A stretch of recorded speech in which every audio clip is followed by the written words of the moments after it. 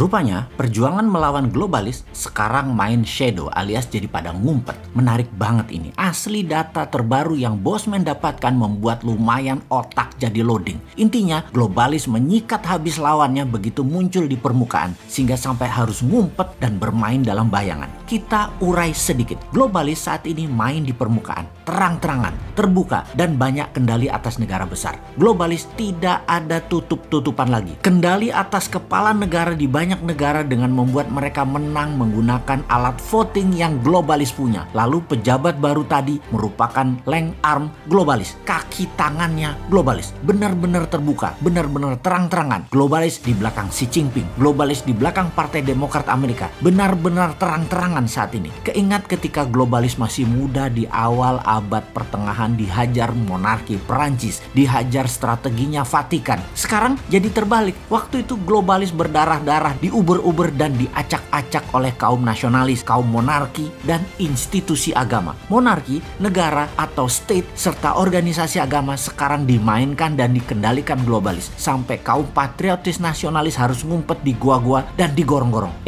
Jangan gorong-gorong, beda. Artinya beda. Di gua aja ya. Oke, to make story short, rupanya lawannya globalis membentuk aliansi bernama atau berkode patriotis saat ini. Nah, Bosman jadi kesangkut lagi deh karena mengambil mazhab patriotik nasionalis. Jadi kita dicap anti globalis garis keras yang pada kenyataannya ya memang iya. Maka kita lihat apa yang akan dilakukan oleh kaum patriotis ke depannya. Bagaimana? Ada data analisa intelijen mengatakan untuk globalis mengendalikan dunia, strateginya adalah membawa harga minyak yang saat ini $64 per barel ke arah $100 lagi. Duar, ini strategi perang baru. Ini namanya perang energi. Masih too early atau terlalu cepat si Bosman ini informasinya. Tetapi kebiasaan sebagai orang yang melihat sesuatu dari threat analysis, maka yang jauh sudah dianalisa dan diantisipasi walaupun jauh kemungkinannya terjadi atau kemungkinannya masih lama. Apa yang akan terjadi kalau minyak $100 per barel? Ini akan membuat banyak negara semakin tergantung globalis. Sehubungan dengan itu, komoditi lain ikut naik harganya. Dan kalau Indonesia pinter, di sini Indonesia lah harusnya yang paling diuntungkan. Ini yang sering kaum new mind gregetan atas apa yang negara Indonesia harusnya bisa cantik bermain di geopolitik dunia. Nah, koda kapal harus pandai memainkan layar dan kendali. Harus pandai memainkan rem tangan dan pedal gas. Harus pandai kapan tali layangan diulur atau ditarik. Jadi apa yang kita Indonesia harus lakukan sekarang? Baik, kita ulangi berkali-kali apa yang harus dilakukan jika bernegaranya faham. Negara besar yang punya 1,5 miliar penduduk yang sangat memerlukan kekayaan alam negara penghasil mineral dan kekayaan alam terbarukan harus mengerti bagaimana cara mereka mengelola. Untuk memenuhi kebutuhan tersebut, negara tersebut mereka rela terlihat menuruti kemauan permintaan apa-apa saja negara penghasil sumber daya alam yang ditarget selama dapat sumber daya alam tersebut walaupun menyedot aset nasional negara penghasil tersebut dan harus disedot. Kebetulan permintaan pejabat bernegaranya memang sederhana, hanya teknologi, hanya modal, tenaga kerja, dan membangun etalase untuk terlihat membangun seperti jalanan, jembatan, bangunan statis-statis deh yang kalau nggak dipakai ya rugi bandar dan mereka nggak peduli. Pokoknya mereka bangun aja permintaan yang terlihat keren tadi. Kalau permintaannya lebih elegan dan pintar, misalnya mintanya yang dinamis, yang bergerak. Misalnya, ya kamu dapat sumber alam Indonesia, tetapi masuk perairan Indonesia, kapal-kapal kamu bayar asuransi. Pasti nggak bakal disetujui permintaan tersebut. Atau kami Indonesia, kalau beli barang dari negara kamu pakai rupiah ya, nggak pakai uang negara kamu.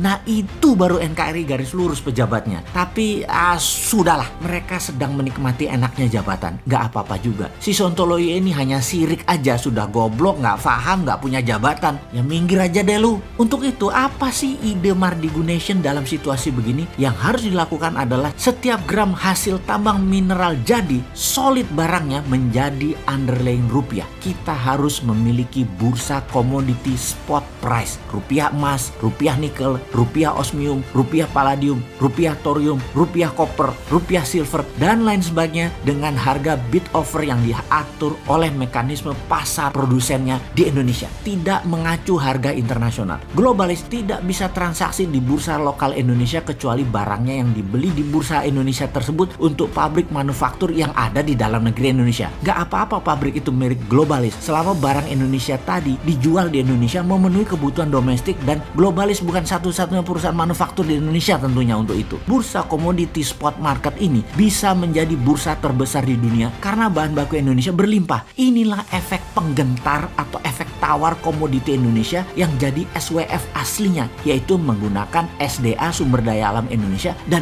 uang Indonesia. Semoga paham bahwa globalis akan membuat BBM ke $100 per barel guna menekan negara nasionalis dan kendali dunia kembali ke tangan mereka. Juga semoga ada solusinya buat Indonesia ya wahai pejabat, kalau ternyata benar-benar $100 tercapai. Jangan gelegepan lo nanti.